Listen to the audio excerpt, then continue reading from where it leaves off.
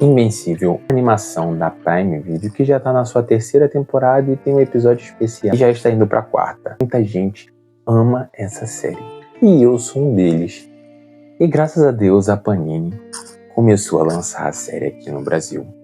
E estamos aqui no seu 2º volume e ela já está se encaminhando para o 3º. E aí você pode perguntar, olha, é igual a animação? Eu digo que não é igual a animação.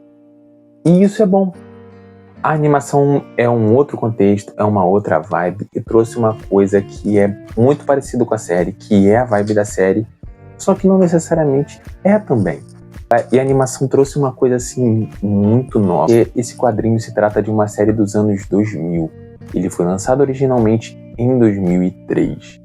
Então tem o contexto da época, é muito quadrinho da época.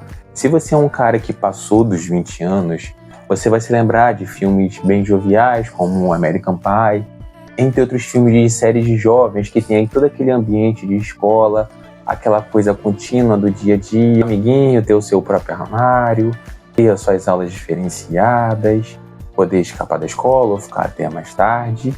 E aí, o quadrinho tem tudo isso.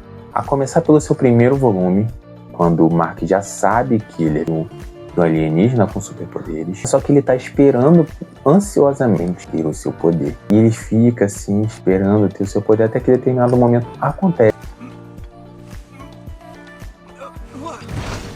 Já foi.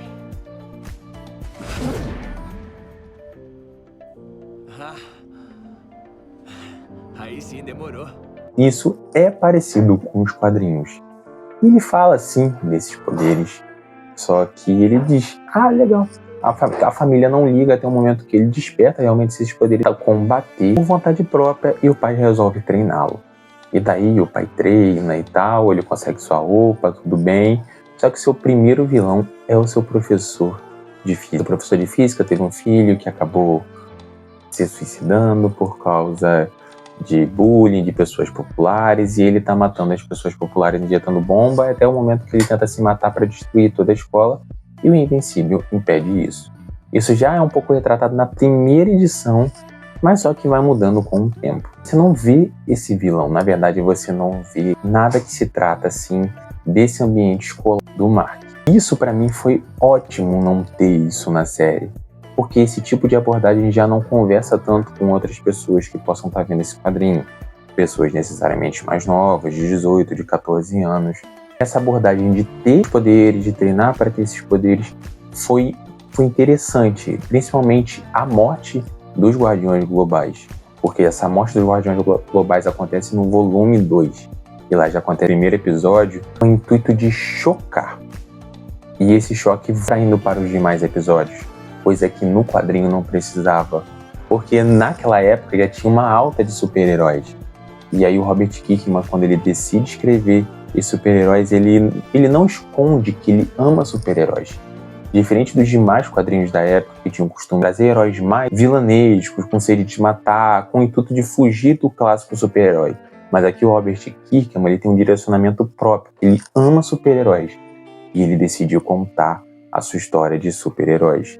Ele não esconde suas inspirações, vindo desde o Homem-Aranha, os Guardiões Globais, uma cópia clara da Liga da Justiça, entre os outros heróis que também são cópia desde a equipe jovem, que é claramente uma referência aos Jovens Titãs. O primeiro amor do Mark, que é loura, referenciando a Gwen, que diferentemente da animação, que ela é negra. Então você vê todos esses comparativos que são bem parecidos com os quadrinhos da Marvel e da DC. Só que aqui o tom é muito mais rápido. A animação trouxe isso, mas eu gosto do Robert Kirkman porque ele não tem vergonha de fazer acontecer. E aqui ele faz acontecer constantemente. Ele traz os dramas de adolescente, ele traz os dramas de como que é ser herói. Você sente na pele, tipo assim, toda pessoa já imaginou como que ela queria ser herói. Se ela fosse herói, o que ela faria, o que ela deixaria de acontecer se ela tivesse superpoderes. E o Robert Kirkman traz tudo isso perfeitamente na figura do Mark Grayson. E é lindo de ver porque você traz essa empolgação. É como se você estivesse na pele do Mark dizendo, cara, eu vou fazer isso. Cara, eu vou fazer aquilo. Cara, se eu pudesse, eu vou fazer aquilo. O Mark faz tudo isso que você queria fazer e muito mais. Mas eu tenho uma coisa que eu gostei mais que eu gostei da série. Porque quando você conhece o Omni-Man, você já conhece ele como um herói que prefere ficar isolado, tem o seu jeito de salvar o mundo. E logo depois, quando ele mata as pessoas, você fica em choque, beleza, mas você desconfia dele do resto dos episódios. Aqui você vê um herói completamente proativo, decidido a salvar a humanidade a todo custo. E ele às vezes sacrifica tempo com a família, fica preso em outras dimensões. E ele às vezes conversando com o Mark, ele dá uma passada, vai e volta, e já salvou alguém. Ou seja, você percebe ali que ele é muito mais poderoso do que é relatado na série. E aí quando ele mata alguém, essa edição que ele mata as pessoas, é extremamente chocante, tal como na série. Só que na série é mais detalhado também, então eu fico dividido nesse quesito qual que eu achei melhor. Mas a abordagem do Omni-Man, claramente eu achei melhor no quadrinho.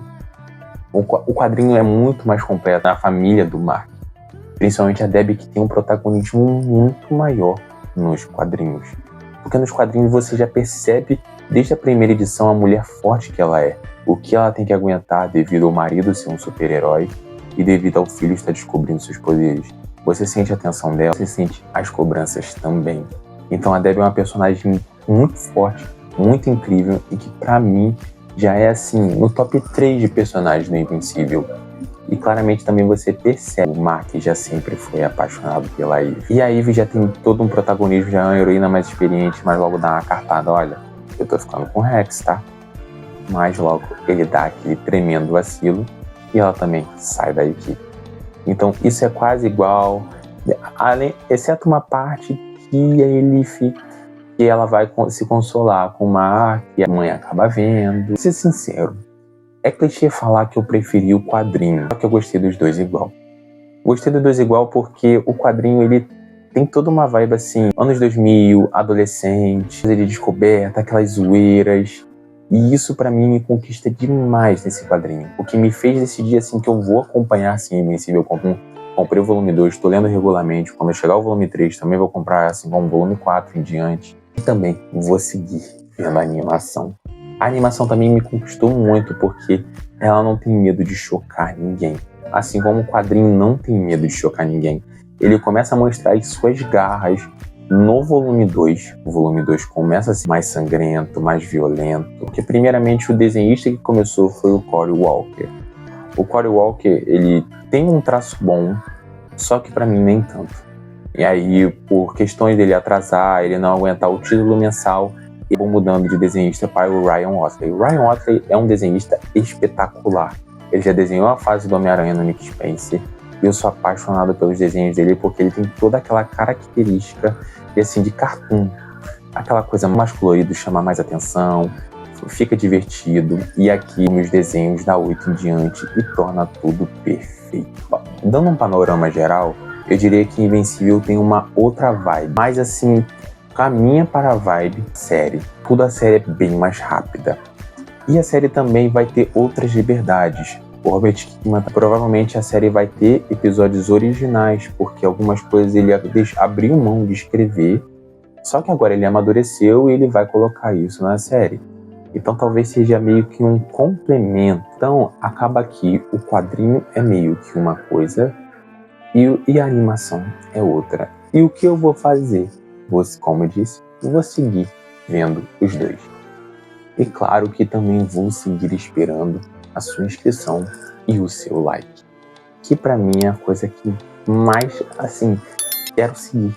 Que vai gerar todo aquele gás.